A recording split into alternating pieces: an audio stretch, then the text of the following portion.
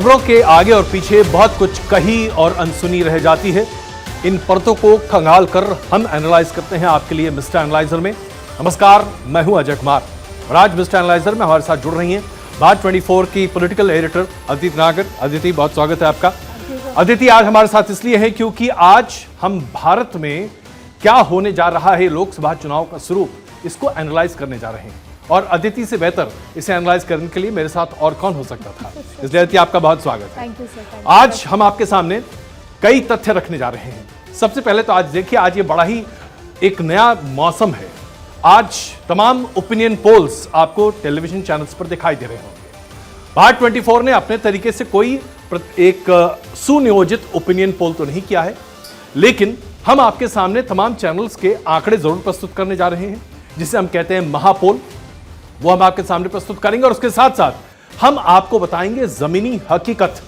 अदिति पूरे देश का भ्रमण कर चुकी हैं, जहां संभव हो सकता है वहां मैं खुद भी जाने की कोशिश करता हूं और आधार हम ये लेकर चल रहे हैं कि आज हम आपके सामने जनता की आवाज प्रस्तुत करने की कोशिश करेंगे।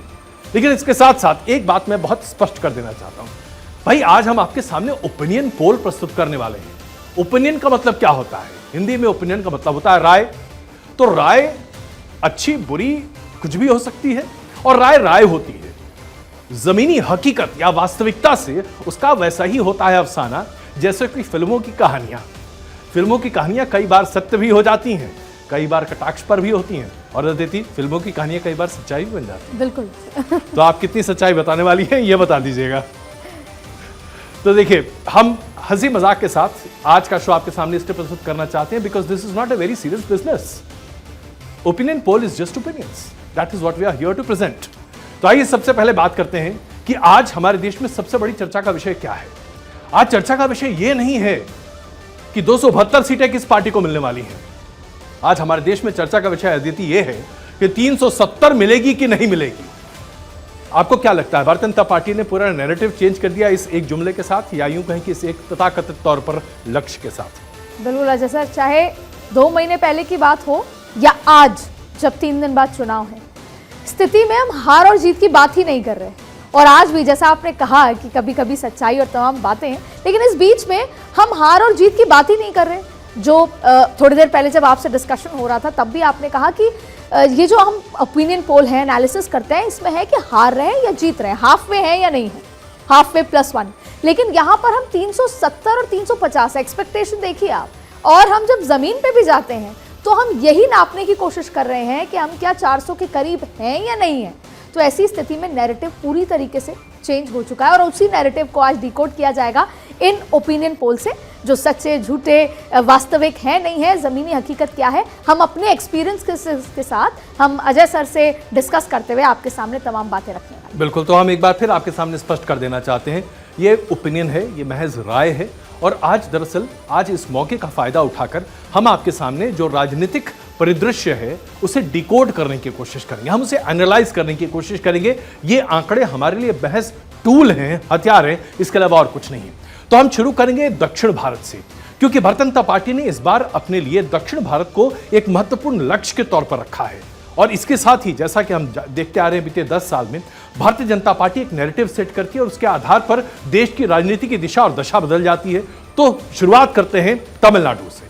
तमिलनाडु के 39 सीटें हैं, इस पर पहले ही फेज में मतदान होने हैं।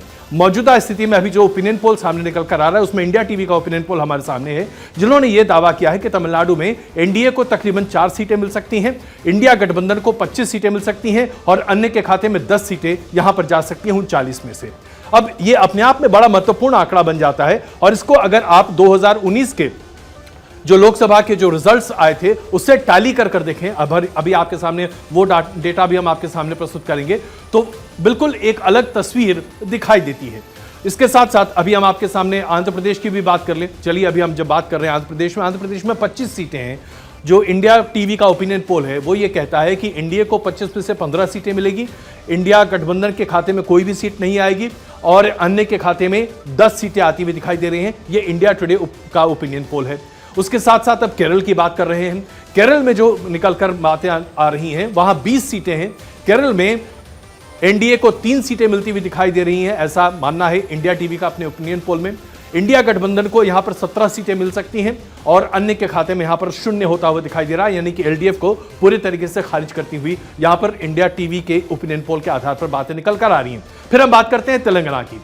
तेलंगाना में स्थिति क्या है? तेलंगाना में इंडिया टीवी का जो ओपिनियन पोल निकल कर आ रहा है वो ये बताता है कि एनडीए को 6 सीटें मिल सकती हैं, इंडिया गठबंधन को 8 सीटें मिल सकती हैं और अन्य के खाते में 3 सीटें जा सकती हैं। तो ये हमने दक्षिण के राज्यों का पूरा लेखा जोखा रखा। आपने सोचा होगा कर्नाटक कहां गया? जी हां, यहीं पर हम जरा डिफरेंट हैं बाकी लोगों से, क्योंकि हम कर्नाटक और महाराष्ट्र के रुझान और ओपिनियन पोल पर एक साथ बात करेंगे। अब जरा इस रिजल्ट को, ये जो सो कॉल्ड ओपिनियन पोल का जो डेटा है, इसके आधार पर हम चर्चा शुरू करते हैं। तमिलनाडु की बात करते हैं अदिति। तमिलनाडु में 39 सीटों पर जो अभी मुकाबला है, इसमें आपको क्या लगता है? आप वहां घूम कर आई हैं, क्या एनडीए वाकई में यहां 4 सीटें ला सकता है या दरअसल इस बार भी वही होगा जो पिछली बार हुआ था, 39 की 39 सीटें में से एनडीए को कुछ भी नहीं मिला था? और सर, ओपिनियन पोल के हिसाब से तो ये बहुत बड़ा सरप्राइज। कई बार ऐसा होता है कि हम उम्मीद कहीं और कर रहे होते हैं और उम्मीद की किरण कहीं और से निकल जाती है। तो ये जो ओपिनियन पोल दक्षिण के आए हैं, उसके हिसाब से भारतीय जनता पार्टी हर जगह कहीं ना कहीं गेन करती हुई नजर आ रही है। और कर्नाटक जब आप जाएंगे तो जाहिर तौर पे और नजर आएगा। लेकिन तमिलनाडु में संक्षिप्त में बात यह है कि कई बार छोटी से छोटी लड़ाई, कई बार हम उसको बहुत बड़ा बना लेते हैं, ईगो इश्यूज, या बड़ी लड़ाई छोटे झटके में। 2 दिन पहले जिस तरीके से उन्होंने तमिल की बात की, प्रधानमंत्री नरेंद्र मोदी ने तमिल भाषा की बात की, मुझे लगता है आधी प्रॉब्लम वहीं सॉल्व हो जाती है। तमिलनाडु को कोई हिंदी से इशू नहीं है, उनको इशू था उसको ऑफिशियल लैंग्वेज बनाने से, और फिर उसकी लड़ाई लड़ते रहे तमाम चीजें, और वो जो लड़ाई थी वो छोटी सी, वो बहुत बड़ी खड़ी हो गई। एक बार प्रधानमंत्री नरेंद्र मोदी ने कहा कि तमिल बहुत पुरानी लैंग्वेज है, उसका सम्मान करते हैं, उसके संरक्षण के लिए, उसके लिए तमाम काम करेंगे। मुझे लगता है बहुत बड़ी लड़ाई खत्म हो गई है। यानी कि स्टालिन का और उसके साथ साथ डीएमके का प्रभाव आपको कम होता हुआ दिखाई दे रहा है, ऐसा आपका आंकलन है। लेकिन यहाँ पर जो एक जमीनी हकीकत है जिससे हम इनकार नहीं कर सकते, वो ये कि मछुआरे समुदाय को अपनी तरफ आकर्षित करने के लिए कचातीव का जो मुद्दा प्रधानमंत्री नरेंद्र मोदी के साथ साथ भारतीय जनता पार्टी के तमाम वरिष्ठ नेताओं ने उठाया, जिसकी वजह से ऐसा लगा कि कुछ पल के लिए भारत और श्रीलंका के संबंध भी खतरे में पड़ सकते हैं। इस पूरे मामले पर अभी बहुत ज्यादा स्पष्टता आती हुई नहीं दिखाई दे रही और वहां पर बहुत ज्यादा मछुआरों कम्युनिटी से फायदा मिलता नहीं दिख रहा। जीएसटी भी एक इशू, बिल्कुल, और जीएसटी भी एक इशू जी, और नॉर्थ और साउथ डिवाइड के मुद्दे पर भी, जिसके बारे में हम चर्चा करें। लेकिन अदिति, अब ये तस्वीरें हम अपने दर्शकों को बता दें, ये असम में प्रधानमंत्री नरेंद्र मोदी का रोड शो है, जिसकी तस्वीरें अभी आप सीधे तौर देख रहे हैं। प्रधानमंत्री नरेंद्र मोदी ने असम में काफ़ी दमखम लगाया है। ये उनकी तीसरी यात्रा है चुनाव की घोषणा के बाद असम की, जहां पर वो जन संबोधन के साथ साथ लोगों के बीच संपर्क भी स्थापित कर रहे हैं। ये तस्वीरें अपने आप में बहुत कुछ बयां कर रही हैं कि क्या इस बार असम की फिजा बदलेगी। अदिति, 12 सीटों का लक्ष्य रखा है यहाँ पर भारतीय जनता पार्टी ने 14 में से। देखिए, असम से सर सबसे ज्यादा उम्मीद, और देखिए सबसे पहले तो हम इन पिक्चरों की जो तस्वीरें आ रही हैं उनकी बात कर लेते हैं। चाहे कुछ हो जमीन पर या ना हो, लेकिन जिस तरीके से प्रधानमंत्री नरेंद्र मोदी को देखने का झुंड जो घरों से निकल आता है, वो अपने आप में वहां की वर्कर्स को, वहां के कार्यकर्ताओं को और खुद प्रधानमंत्री मोदी को ये सोचने पर मजबूर कर देता है कि 400 पार हो सकता है असम में। लेकिन बहुत ज्यादा डिपेंडेंसी एक तरीके से 7 सिस्टर्स में ही वहां के जो मुख्यमंत्री हैं हेमंत बिस्वा शर्मा, वहां पर है। एक जब जो राष्ट्रवाद की बात है वो असम में होनी शुरू हो गई है, क्योंकि मुख्यमंत्री वैसे हैं। तो क्यों वैसे भी पूरा चुनाव प्रचार भारतीय जनता पार्टी के लिए, असम के डिटेल डिस्कशन हम बाद में करेंगे अदिति, इसी सारे पत्ते अभी नहीं खोल रहे। हम बात करते हैं, तमिलनाडु की चर्चा हम कर चुके हैं, आंध्र प्रदेश पर आते हैं। आंध्र प्रदेश में जो इंडिया टीवी का ओपिनियन पोल है, उसके आधार पर हमने आपको दिखाया कि एनडीए को यहाँ पर 15 सीटें मिल सकती हैं। लेकिन अदिति, यहाँ पर सबसे बड़ा सवाल ये है कि अगर आंध्र प्रदेश में एनडीए को 15 सीटें मिलेंगी तो क्या हम ये मानकर चल रहे हैं कि कांग्रेस पार्टी पूरी तरीके से शून्य हो जाएगी? और अगर ये होगा तो क्या आंध्र प्रदेश में शून्य होगा कांग्रेस के लिए अपने आप में एक बहुत बड़ी खतरे की बात नहीं होगी? सर, अगर 3 पॉइंट्स में इसको समझा जाए तो पहला, वहाँ की जनता, वहाँ का जो मुख्यमंत्री है उससे बहुत सेटिस्फाइड है वहाँ की सरकार से, उनकी पॉलिसीज, उनके डिसीजन। लेकिन ये बात सही है कि वोटर बहुत स्मार्ट है, वो प्रदेश और देश की राजनीति को अलग अलग तरीके से समझते हैं।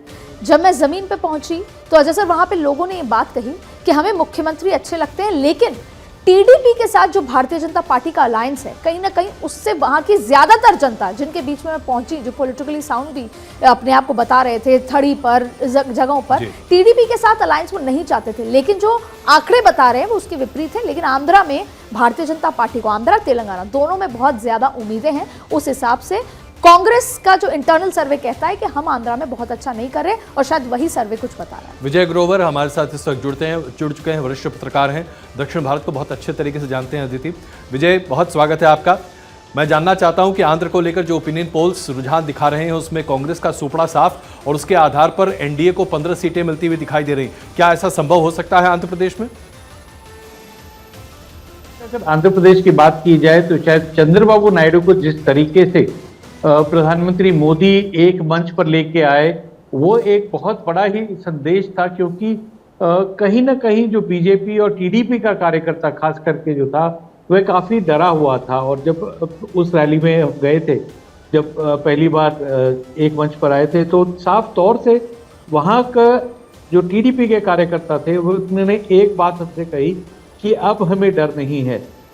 तो ये जो एक मैसेजिंग है कि जो वहाँ की पॉलिटिक्स है काफ़ी वायलेंट होती है, काफ़ी एग्रेसिव होती है, और कहा जाए तो मतलब कई क्षेत्रों में नक्सल इफेक्ट वगैरह भी जो है वो देखने को मिलता है। तो काफ़ी वायलेंस प्रोन पॉलिटिक्स रही है आंध्र प्रदेश की। तो ऐसे में ये जो दोनों वरिष्ठ नेता मंच पर आए, क्योंकि चंद्रबाबु नायडू भले ही एक पॉलिटिकल, मैं कहूँगा कि वनवास में थे एक तरीके से, और जिस तरह से प्रधानमंत्री मोदी उन्हें मेन स्ट्रीम में वापस लेकर आए हैं वह एक बहुत बड़ी सफलता है। और अगर दोनों के कार्यकर्ता मिलकर पवन कल्याण के साथ परफॉर्मेंस देते हैं तो शायद ये बहुत बड़ी मुश्किल हो जाएगी जगन रेड्डी के लिए, क्योंकि उनकी बहन खुद जो कांग्रेस में चली गई हैं वो भी पार्टी का काफी नुकसान कर रही हैं। और ये एक चीज जो है कहीं ना कहीं एनडीए के फेवर में बहुत महत्वपूर्ण मुद्दा यहाँ पर आपने बताया विजय। अब एक छोटा सा सवाल तमिलनाडु का ले लेते हैं। आप उस वक्त हमारे साथ जुड़े नहीं थे। तमिलनाडु में 39 सीटें, क्या आपको लगता है कि भारतीय जनता पार्टी और उसके सहयोगी दल यहाँ पर सेंध लगा सकते हैं, या दरअसल ये सभी 39 सीटें एक बार फिर 2019 की तर्ज पर ही डीएमके कांग्रेस गठबंधन के पास जाती हुई दिखाई देंगी? देखिए, जहां तक मेजर परफॉर्मेंस मैं कहूँगा तो डीएमके और जो कांग्रेस का अलायंस है वह काफी मजबूत नजर आ रहा है ग्राउंड पर। लेकिन जो एक वैक्यूम क्रिएट हुआ था जयललिता के निधन के बाद एआईडीएमके में, उस वैक्यूम को बीजेपी पूरा करती हुई नजर आ रही है कई क्षेत्रों में, क्योंकि जिस तरह से एडीएमके के कई नेता अभी बीजेपी के साथ हैं और अलायंस के लिए भी तैयार हैं, भले ही एक खेमा जो एडीएमके का है वह साथ नहीं है, लेकिन जो वैक्यूम क्रिएट हुआ था जयललिता के निधन के बाद वो एक बहुत बड़ा वैक्यूम था, और बीजेपी कहीं ना कहीं उसी को पूरा करने की कोशिश करती आ रही है। क्योंकि इससे पहले जो द्रविड़ियन राजनीति होती थी उसमें नास्तिकता एक आधार होती थी, मतलब धर्म इतना इंपॉर्टेंट नहीं होता था। लेकिन ऐसे में बीजेपी जिस तरह से वहां पर धर्म को लेकिन विजय, यहाँ सवाल ये है कि धर्म के मामले में भारतीय जनता पार्टी यहाँ पर स्कोर जरूर करेगी। सवाल यही कि क्या ये सेंटिमेंट वोट शेयर बढ़ाकर ही संतुष्ट हो जाएगा या सीट में तब्दील होगी? क्या आपको लगता है कि तमिलनाडु में खाता खुलेगा? बहुत छोटा सा जवाब प्लीज, वक्त जरा कम है। देखिए, मेरे को ये लग रहा है कि कम से कम 3 सीटों में बीजेपी जीत के कगार पर है, और थोड़ी मेहनत उसको जरूर करनी पड़ेगी। लेकिन बीजेपी की नजरें जो हैं इस चुनाव पर नहीं है, असेंबली में भी है कि वह वहां पर अपना नंबर बढ़ाना चाहिए। बिल्कुल, बहुत महत्वपूर्ण बात आपने यहाँ पर कही। अदिति, हम आगे बढ़ते हैं, केरल की बात करते हैं। विजय, आप भी हमारे साथ जुड़े हुए हैं। तो केरल में 20 सीटें हैं। 20 सीटें में जो इंडिया टीवी का जो ओपिनियन पोल है वो ये कहता है कि एनडीए को 3 सीटें मिल सकती हैं, इंडिया गठबंधन को 17 सीटें, और एलडीएफ के खाते में कुछ भी जाती हुई नहीं दिखाई देगी। अब यहाँ पर सबसे महत्वपूर्ण बात है कि बीते 3 दिनों से केरल की राजनीति जबरदस्त तरीके से गरमाई हुई है अदिति, और यहाँ पर एक जो गौर करने वाली बात है, कांग्रेस और एलडीएफ एक दूसरे के आमने सामने हैं। राहुल गांधी लगातार केरल के मुख्यमंत्री के खिलाफ बयान दे रहे हैं कि भाई आप मुझे क्यों कोस रहे हो, अगर आपको कोसना है तो प्रधानमंत्री नरेंद्र मोदी को कोसो, क्योंकि उस पार्टी के साथ बंगाल में गठबंधन है, लेफ्ट फ्रंट के साथ कांग्रेस का बंगाल में गठबंधन है। तो ये अपने आप में एक परस्पर विरोधी स्थिति है। वायनाड की सीट को लेकर राहुल गांधी का बयान है कि ये इतनी अच्छी जगह है, ये तो स्वर्ग की जैसी जगह है, यहाँ पर तो मैं अपनी माता जी श्रीमती सोनिया गांधी को कहूंगा कि वो आकर रहें। भाई, अगर स्वर्ग वायनाड है तो आप अमेठी में क्या करने जा रहे हैं, और अमेठी के बारे में आप चर्चा क्यों नहीं कर रहे? तो ये कई उलझे हुए मामले, उलझे हुए तार हैं जो केरल को और केरल की राजनीति को बहुत दिलचस्प बना रहे हैं। लेकिन आपका क्या आकलन है? 3 सीटें केरल में मिलना अपने आप में बहुत बड़ी बात होगी। क्या चंद्रशेखर को हम जीतते हुए देखेंगे और शशि थरूर को हारते हुए? अदिति, देखिए, वैसे तो क्योंकि हम केरल पे चर्चा कर रहे हैं, उसके ठीक पहले हर एक स्टेट के हिसाब से रणनीति है। आप देखिए, टीडीपी से तो कर लिया अलायंस, लेकिन एआईडीएमके से क्यों नहीं किया? अगर आपको लोकसभा में ज्यादा नंबर मिलते अगर आप एआईडीएमके के साथ आते, क्योंकि आप विधानसभा भी देख रहे हैं। साउथ एक अदर पर्सपेक्टिव से आपके लिए इंपॉर्टेंट है। आप केरल की बात कर लेते हैं। वैसे तो आज़ादी, या कहें कि आज़ादी के बाद से या अंग्रेजों के ज़माने से आरएसएस केरल में एक्टिव रहा है, लेकिन लेफ्ट ने कभी जगह नहीं दी। अब वो लेफ्ट वाली स्पेस लेना चाहती है भारतीय जनता पार्टी, लेकिन सबसे महत्वपूर्ण है क्योंकि अमेठी से निकाल दिए गए या पॉलिटिकली निकाल दिए गए, और अब केरल से भी भारतीय जनता पार्टी उनको निकालना चाहती है। इसलिए स्मृति ईरानी वहां गई, तमाम डेवलपमेंट की बात करी। तो भारतीय जनता पार्टी के लिए केरल अदरवाइज तो इंपॉर्टेंट है ही अपने उसके हिसाब से, ज्योग्राफी के हिसाब से, लेकिन उससे ज्यादा इंपॉर्टेंट है कि गांधी परिवार के हर एक सीट को हटा दिया जाए। इसलिए वायनाड और वायनाड के साथ, और आपने सवाल किया कि जो वहां की अर्बन सीट्स हैं, तो मैं वहां गई, लेकिन ऐसा नजर नहीं आया कि शशि थरूर हारते हुए नजर आ रहे हैं। शशि थरूर के लिए बहुत मजबूत पूछ लेते हैं विजय, केरल को लेकर अगर एनडीए वहां पर अपना खाता खोलने में सफल हो जाता है और भारतीय जनता पार्टी वहां पर खाता खोल लेती है, तो इसके बाद तो संघ परिवार में जबरदस्त खुशी का माहौल होगा, मतलब सालों साल की मेहनत सफल हो जाएगी। देखिए, जहां तक मैं अगर आरएसएस की बात कहूं तो इससे पहले भी कांग्रेस को कहीं ना कहीं एक साइलेंट सपोर्ट आरएसएस देता है केरल में लेफ्ट के खिलाफ, क्योंकि जो हमने खून खराबा देखा है केरल की राजनीति में, वो लेफ्ट और आरएसएस के बीच में होता था, और कहीं ना कहीं आरएसएस को लगता था कि उस समय पर बीजेपी मजबूत नहीं थी तो वह यूडीएफ के कैंडिडेट को सपोर्ट करते।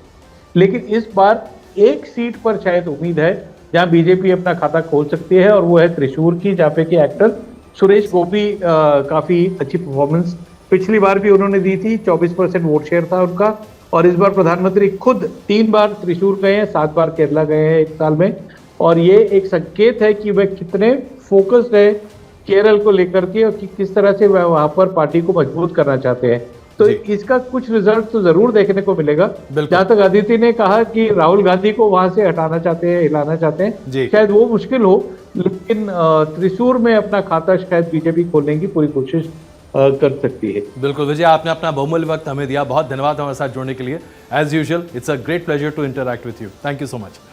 और अब हम बात करें राजस्थान के साथ साथ अन्य राज्यों की, लेकिन उसके पहले एक छोटी लाइन मैं यहाँ पर ऐड करना चाहता हूँ केरल के बारे में। अदिति, हम केरल में भूल जाते हैं कि तकरीबन 20% मुसलमान आबादी है केरल की, लेकिन इस बार एक बहुत बड़ा बदलाव देखने को मिल रहा है जो कि भारतीय जनता पार्टी के पक्ष में जाता हुआ दिखाई देगा, और वो ये कि ओवरसीज इंडियन बड़े पैमाने पर जो ओवरसीज इंडियन हैं, जिसमें मुसलमानों की बड़ी आबादी अरब देशों में रहती है, वो इस बार प्रो बीजेपी स्टैंड ले रही है, जो बहुत महत्वपूर्ण है। चलिए अब चर्चा करते हैं राजस्थान और उसके साथ साथ अन्य राज्यों की।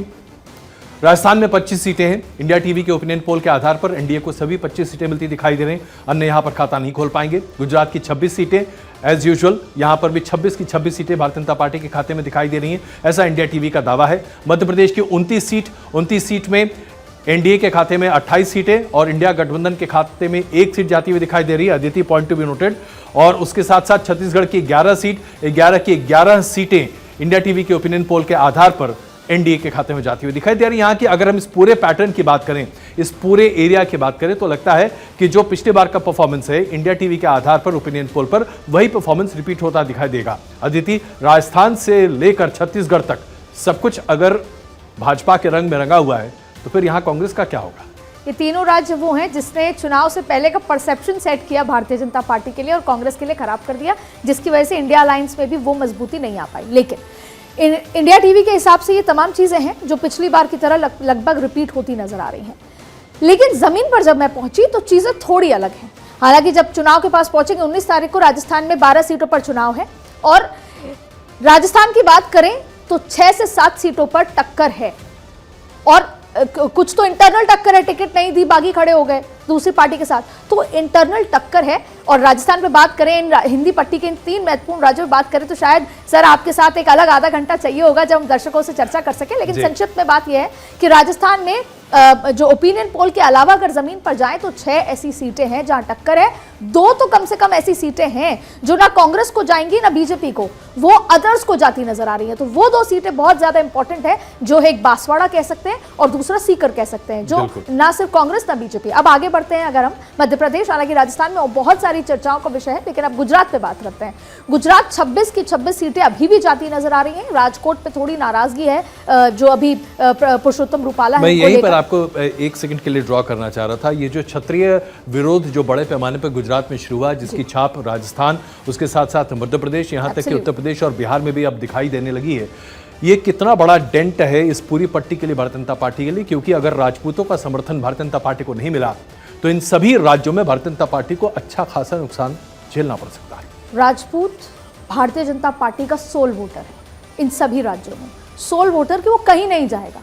लेकिन कुछ समय से थोड़ी बहुत अलग मुद्दों पर नाराजगी थी कि राजस्थान में मुख्यमंत्री नहीं बनाए गए, जबकि राजस्थान में माना जाता है कि मुख्यमंत्री राजपूत होंगे। लेकिन जब ये बयान आया उसके बाद ये बहुत ज़्यादा इम्पैक्ट है। इसका छोटा सा उदाहरण मैं ऐसे देना चाहूँगी कि राजस्थान में एक सीट है जालौर सिरोही, जो सांसद की सीट है, जो अशोक गहलोत के बेटे चुनाव लड़ रहे हैं। और वो जब शुरुआत में हुआ तो ये कहा था कि वो सीट भारतीय जनता पार्टी के खेमे में ही जा रही है जाहिर तौर पर, लेकिन हुआ इस तरीके से कि दिया कुमारी को वहां जाना पड़ा राजपूतों को मनाने के लिए, और अंततः दिया कुमारी ने ये गंभीर मसला बनता चला जा रहा है और भारतीय जनता पार्टी को इस नासूर को पहले से ही दूर करना पड़ेगा, अन्यथा ये बहुत बड़ा मुश्किल का मामला बनता जा रहा है। हमारे साथ हमारे संवाददाता भोपाल से जुड़ रहे हैं, इस वक्त हमारे साथ मौजूद हैं।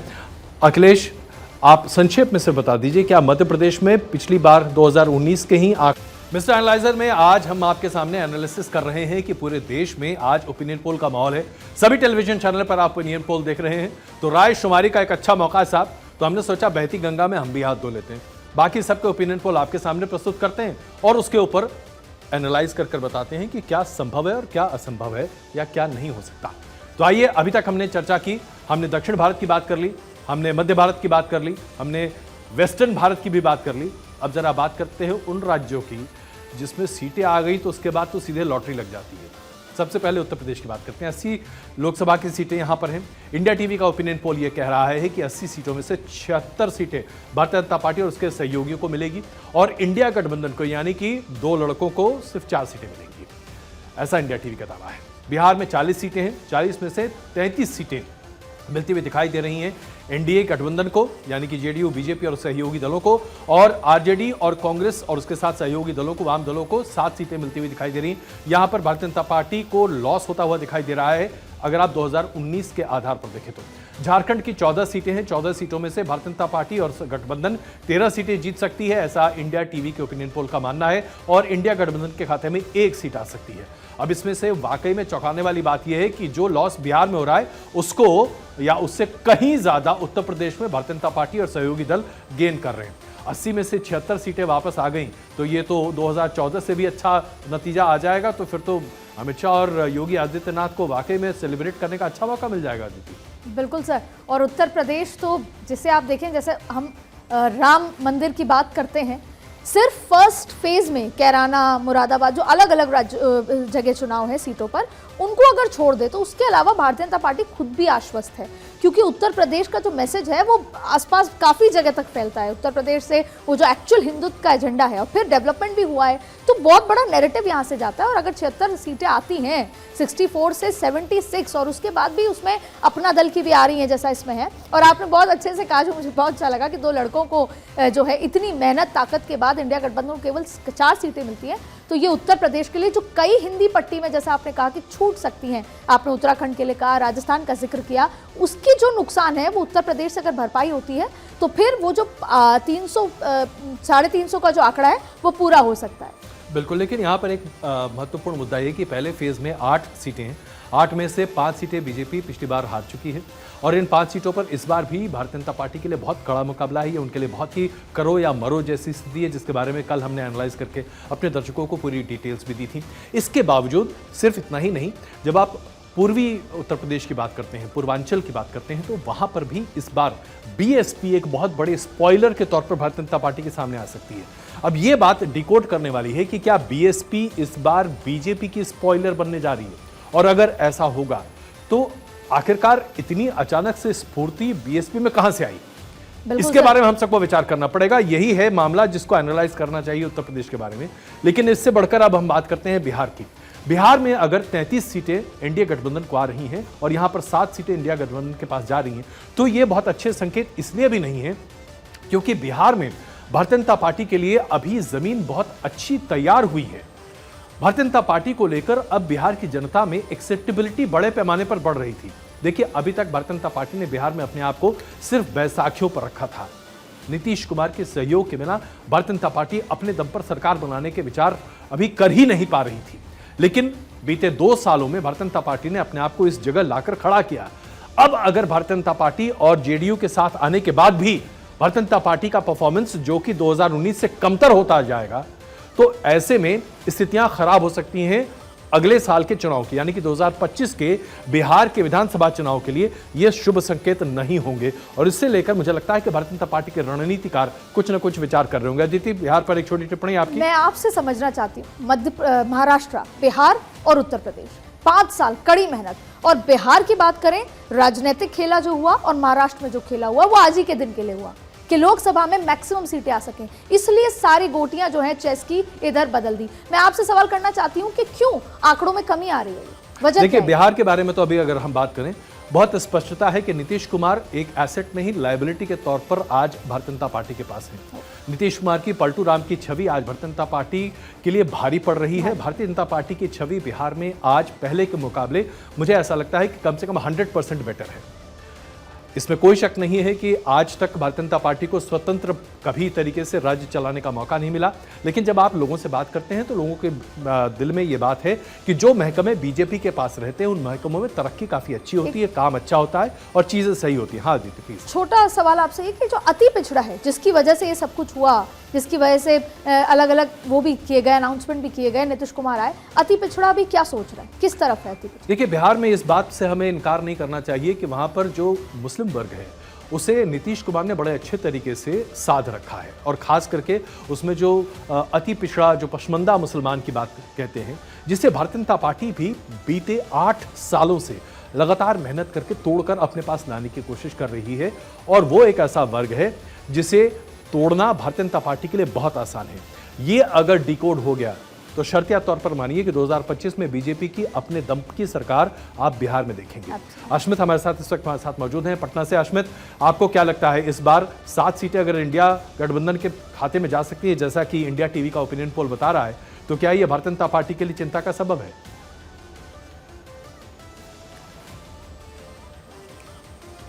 नहीं, बिल्कुल। देखिए, क्योंकि पिछले दफे 39 सीटें एनडीए ले गई थी 2019 के चुनाव के समय, और 1 सीट कांग्रेस के खाते में गई थी। लेकिन इस बार मुकाबला बहुत आसान नहीं होने वाला है, क्योंकि जिस तरह के उम्मीदवार इस बार राष्ट्रीय जनता दल ने उतारे हैं, कुशवाहा उम्मीदवारों पे सबसे ज़्यादा भरोसा जताया है, और कई सीटें तो ऐसी हैं जहां पर फाइट बहुत टफ दिखता है। एक तो पूर्णिया सीट, जहां से पप्पू यादव चुनावी मैदान में उतर गए हैं, निर्दलीय प्रत्याशी के तौर पे चुनाव लड़ रहे हैं, वहां तो आरजेडी से मुकाबला है ही नहीं, वहां मुकाबला पप्पू यादव बनाम एनडीए है। और वहीं दूसरी तरफ देखिए नवादा, ये भी एक ऐसा हॉट सीट माना जा रहा है जहां पर मुकाबला त्रिकोणीय हो चुका है, क्योंकि राजबल्लभ यादव जो आरजेडी के कद्दावर नेता हैं और काफी ज्यादा पकड़ रखते हैं नवादा क्षेत्र में, उनके भाई विनोद यादव वहां से निर्दलीय चुनावी मैदान में उतर गए हैं।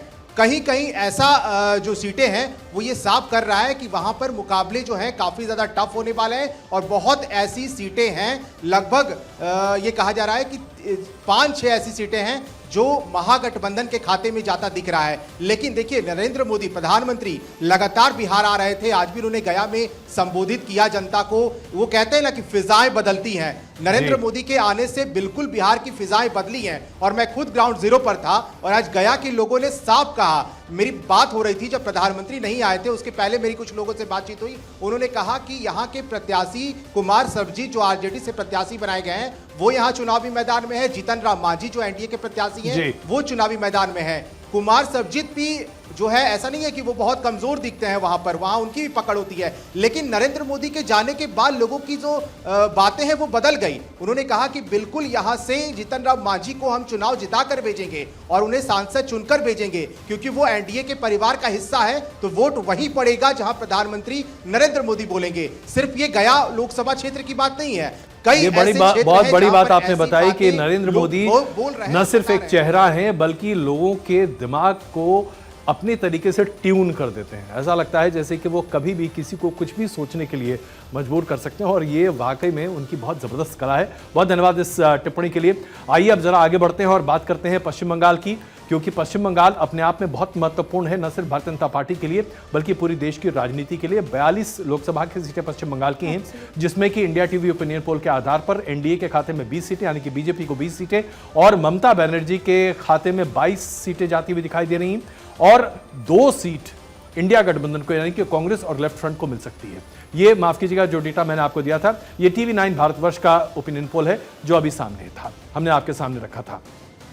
और उसके साथ साथ एबीपी का जो सी वोटर का ओपिनियन पोल है पश्चिम बंगाल को लेकर 20-20-2 यानी कि 20 ममता बनर्जी को, 20 भारतीय जनता पार्टी को और 2 इंडिया गठबंधन को यानी कि कांग्रेस और वामपंथी दलों को। उड़ीसा की बात करें, उड़ीसा में 21 सीटें हैं लोकसभा की। इसमें एनडीए गठबंधन को 10 सीटें मिलती हुई दिखाई दे रही हैं। इंडिया गठबंधन के खाते में 1 सीटें और अन्य के खाते में 11 सीटें जाती हुई दिखाई दे रही हैं। ये इंडिया टीवी का ओपिनियन पोल है जो आपके सामने हमने अभी रखा है। अब जरा इन दोनों राज्यों पर बस 2 मिनट की चर्चा कर लेते हैं। सबसे पहले पश्चिम बंगाल। अगर 20-20 का हो गया खेल तब तो खेला हो गया ममता बनर्जी के लिए। अदिति, बिल्कुल सर, पहले 18 और 22 का फर्क था और 20 पे हो गया। आज की तारीख में 40%, लगभग 40% वोट बैंक एनडीए का है। वो 6 से लेकर 2009 से लेकर अब तक 40% वोट बैंक पे आए। ममता बनर्जी के लिए बहुत ज्यादा टेंशन की बात है। और दूसरी बात है जो संदेश खाली है। संदेश खाली एक बड़ा मुद्दा है जो ममता बनर्जी के लिए इस पूरे चुनाव प्रचार में सिरदर्द रहेगा और हो सकता है कि आगे वाले चुनाव में भी रह सके। बिल्कुल। अब पश्चिम बंगाल के बारे में, हालांकि जो चुनौतीपूर्ण जो फेज है वो पहला फेज है, क्योंकि उत्तर बंगाल में 8 सीटों में से 7 सीटें भारतीय जनता पार्टी ने 2019 में जीती थी और ये बहुत बड़ी जीत थी, खास करके जब आप इसे 2014 के कंपैरिजन में देखते थे। इन सीटों पर पश्चिम बंगाल में अभी भारतीय जनता पार्टी को थोड़ी चुनौती का सामना झेलना पड़ रहा है। एक तो अंतर्विरोध और कलह की बात बाहर निकल कर आ ही रही है। कई ऐसे लोग हैं जो कि उम्मीदवार थे, जो कि मान रहे थे कि उनको सीटें मिलनी चाहिए, उम्मीदवारी उनकी होनी चाहिए, लेकिन उन्होंने नहीं मिल पाई।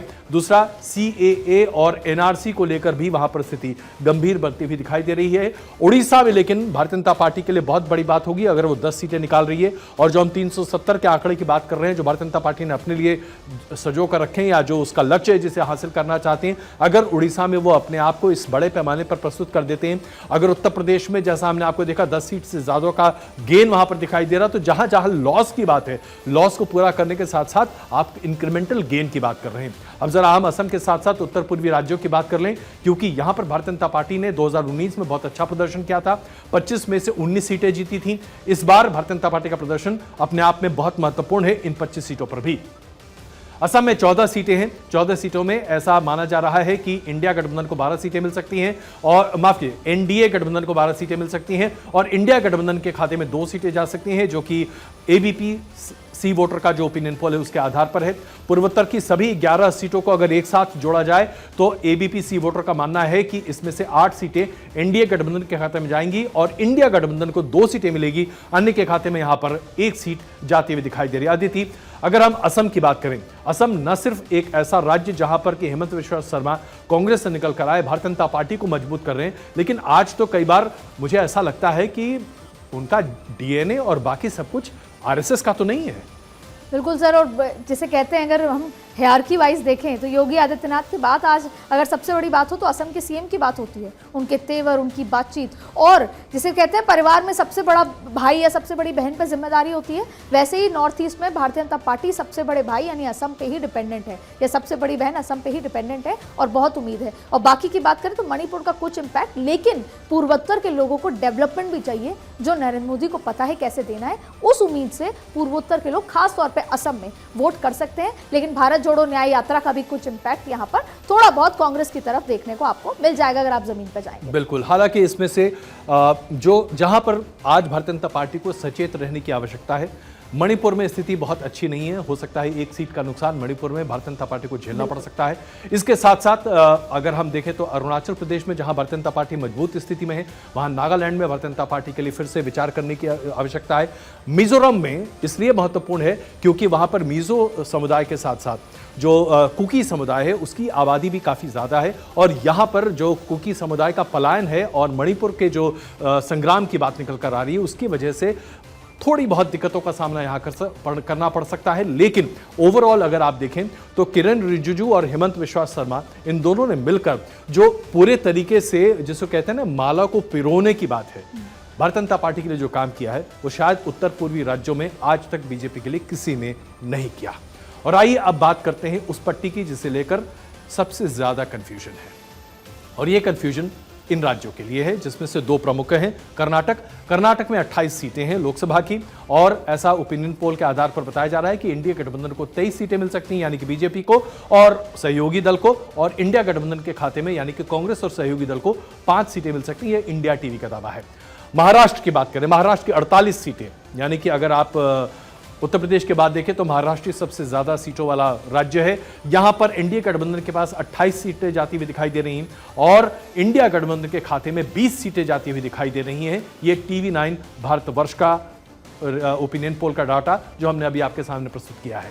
और गोवा में 2 सीटें हैं जिसमें एक एक सीट इंडिया गठबंधन और एनडीए गठबंधन के पास जाती दिखाई दे रही है। ये एबीपी सी वोटर का ओपिनियन पोल है जो अभी आपके सामने हमने रखा है। सबसे पहले कर्नाटक की चर्चा करते हैं। कर्नाटक में कांग्रेस की सरकार है और वहां पर अगर कांग्रेस का परफॉर्मेंस वैसा नहीं आ पाता जैसा कि लोग उम्मीद कर रहे हैं, फिर अदिति इसके बाद तो मानना पड़ेगा कि डीके शिवकुमार और सिद्धरामैया का घमासान कांग्रेस की लुटिया कर्नाटक में डूबा बैठा। सर, आपको याद होगा कि फ्री बीज की चर्चा कर्नाटक के चुनाव से ही शुरू हुआ था। फ्री बीज और उस समय एक समय आया था जब आम आदमी पार्टी कर्नाटक के चुनाव के दौरान ये सारी चर्चा शुरू हुई थी कि फ्री बीज क्या है, कितना सही है। बीजेपी भी उसी लहर में बह गई थी। लेकिन जब अब मैं ज़मीन पे पहुंची, वहाँ पर मैंने पूरा शो किया, वहाँ के लोगों से मिली, तो मुझे समझ आया कि वहाँ की जनता फ्री बीज से हाथ जोड़ती है। वहाँ की अर्बन जनता कर्नाटक की सरकार से खुश नहीं है। जो मुफ्त के वादे किए गए थे वो पूरे नहीं हो रहे। 40 बसें कह के 4 बसें दी जा रही हैं। हाँ, अगर आप कर्नाटक के रूरल इलाके में जाएंगे, उनकी एक्सपेक्टेशन भी बहुत कम है। वो लोग कांग्रेस को सरकार में सत्ता में लाना चाहते हैं, चाहे फिर वो केंद्र हो या प्रदेश हो। लेकिन अर्बन जो एक बड़ा तबका है, युवा है, वो वहां के विकास यानी अगर मैं आपके जमीनी एक्सपीरियंस की बात करूं तो इंडिया गठबंधन को जो 23 सीटें अभी इंडिया टीवी ओपिनियन पोल में दिख रहा है, इससे भी कम सीटें आती हुई आपके हिसाब से दिखाई दे सकती हैं, क्योंकि शहरी क्षेत्र कर्नाटक में इतने ज्यादा बड़े पैमाने पर है नहीं। देखिए सर, एनडीए गठबंधन को 23 मिल रही हैं, जबकि पहले यहाँ 25 थी। तो मुझे लगता है या तो 25 मिलेंगी या एक आधा सीटें बढ़ सकती हैं। इंडिया गठबंधन को 5 मिल रही हैं, ये ऊपर नीचे हो सकता है। लेकिन वहाँ का जो शहरी क्षेत्र है, जो एक बल्क वोटर है, वो अभी सरकार से खुश नहीं है। और ये मैं इसलिए कह सकती हूँ क्योंकि मैं वहाँ गई और लगभग 4 दिन मैंने उन लोगों के बीच में, महिलाओं के, वर्कर्स के बीच में बिताए हैं। वो वहाँ के सड़क डेवलपमेंट विकास सबसे खुश नहीं है। तो अब सबसे बड़ा और महत्वपूर्ण महाराष्ट्र, और मेरे लिए सबसे दिलचस्प राज्य इस बार अगर कोई है तो वो महाराष्ट्र है। और वो इसलिए क्योंकि बड़ा ही जबरदस्त घालमेल और घमासान मचा हुआ है साहब। यहां पर तो राय इतनी अलग अलग है और ओपिनियन पोल मुझे नहीं लगता कि कोई भी आदमी सही तरीके से आंक सकता है, क्योंकि महाराष्ट्र में तो आज राजनेताओं को ही नहीं पता कि वो कहां खड़े हैं। क्या वो एनडीए गठबंधन में है या इंडिया गठबंधन में है, शिवसेना उद्धव ठाकरे में है, शिवसेना शिंदे में है, एनसीपी पवार में है या एनसीपी दूसरे पवार में है। मतलब पूरा घमासान है भाई साहब। और इसको कहते हैं कंप्लीट मसाला इंडियन पॉलिटिक्स। 6 राजनीतिक दल यहां पर एक दूसरे के साथ आमने में भिड़े हुए हैं। 3 एक साथ हैं, 3 एक साथ हैं और आपस में ये 3 भी भिड़े हुए हैं। इसको देखकर कहा जा सकता है अदिति कि this is the best of Indian politics. अगर यहां पर कुछ भी समझ में किसी को आ जाए तो मैं उनको सैल्यूट करके कहना चाहूंगा, तुसी ग्रेट हो। आपको क्या लगता है सर? महाराष्ट्र ऐसा आंकड़ा है जो अभी दिखाया गया एनडीए 28। मुझे लगता है कि जितनी मेहनत भारतीय जनता पार्टी ने, जितनी स्ट्रैटेजी सुबह 5 बजे की शपथ से लेकर अब तक, तो ऐसे आंकड़े इसी दिन के लिए कि इसमें आंकड़े 100% हो, ये सब कुछ किया गया। और ऐसे आंकड़े आना उनके लिए बहुत दुखद होगा। लेकिन वोटर भी कंफ्यूज्ड है, नई एनसीपी को वोट देना है, पुरानी एनसीपी को, नई शिवसेना को वोट देना है। लेकिन एनडीए और इंडिया गठबंधन के बीच भी वोटर बहुत स्मार्ट है। वहाँ की जमीनी हकीकत कुछ और कहती है। लेकिन बहुत मजा आएगा यहाँ के आंकड़ों से। सबसे महत्वपूर्ण बात, जी बिल्कुल, आंकड़ों को लेकर बड़ी खबरें फायर करने वाले हैं, आपको दिखाने वाले हैं। लेकिन उसके पहले मैं अपना एक कंफ्यूजन आपके सामने रखना चाहता हूं। मजा तब आता है जब कंफ्यूजन आप सामने रखें, क्योंकि फिर बहस का एक मुद्दा बनता है, उस पर बहस करेंगे। कंफ्यूजन क्या है मैं आपके सामने बताना चाहता हूं। अब जरा सोचिए, राज ठाकरे जो कि शिवसेना के प्रमुख बाल ठाकरे की कार्बन कॉपी बताए जाते हैं, वो आज एनडीए के साथ हैं। एनडीए गठबंधन में शिवसेना शिंदे है। अगर राज ठाकरे ज़्यादा पावरफुल हो गए तो शिवसेना शिंदे की हालत खराब हो जाएगी और वो एक अलग तरीके से प्रेशर ग्रुप बनता हुआ दिखाई देगा।